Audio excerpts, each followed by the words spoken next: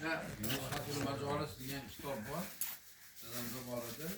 O'sha ularga o'tganlardan keyin kitobni men bolalardan so'rab oldim.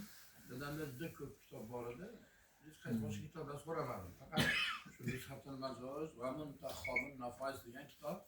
Nushatul Majolisni chekka hoshiyasida o'sha Muntaxhabun Nafais degan kitob bor ekan.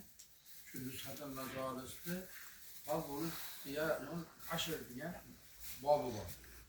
O'sha ashr oyini ro'zasini tutish bobi degan bob bor. Qabul Siyamul Ashr deb yozilgan kitobda. Shunda aytilishicha o'sha Muharram oyi ekan. Muharram oyi yangi bo'lgandan keyin mana shu kitobda berilishicha ustoz ko'p aytadilar. Duo bor. Ya'ni Bismillahirrohmanirrohim. Allahumma antal abadiyyul qadimu ve hadihi sanatun jadidatun as'aluka fiha al-ismata minash-şeytani ve awliyaihi والعون على هذه النفس الأمارة بالسوء والاشتغال بما يقربني إليك يا كريم. Endi mana shu duo tugadi endi. Endi bu musannif yozadi. Va yuvakkilullohu bihi malakayni yuhrisanuhu tilka sana. Endi o'sha Muharram oyi, ya'ni biz tilimizda ashr oyi deyiladi. Ashr oyi deyishiga o'sha sabab bor. Ashara 10. O'sha payg'ambarlar o'sha banda bo'lganliklari uchun Allohning oldida gunohkor bo'lgan ko'p payg'ambarlar. Masalan, Odam alayhissalomdan boshida bizga xato qilishlik. O'sha Alloh taolo jannatlarni yaratib jannatga qo'ygandan keyin o'sha yemaydigan daraxtni nimasini yemang. Zinhor shundan yeb yurmay desa, shayton bundan yeb ko'ring, mo'yandan yeb ko'ring, shayton alayhillani nima qiladi? Shaytonlik qilib, yemadigan narsa yeb qo'yib, Alloh taolo jannatdan chiqarib yuboradi. Endi o'sha Odam alayhissalomni tavbalarini ashr oyida qabul qilgan ekan. Endi boshqa payg'ambarlar ham o'sha osiy bo'lib qolishgan deydi Alloh taologa. O'sha 10 ta payg'ambarni mana shu Muharram oyida ularni duolarini ijobat qilgan. Ya'ni qabul qilgan. Shuning uchun ashr oyi ham deb qo'yamiz. Mana shu oy yangi bo'lganda o'sha duo o'qiladi.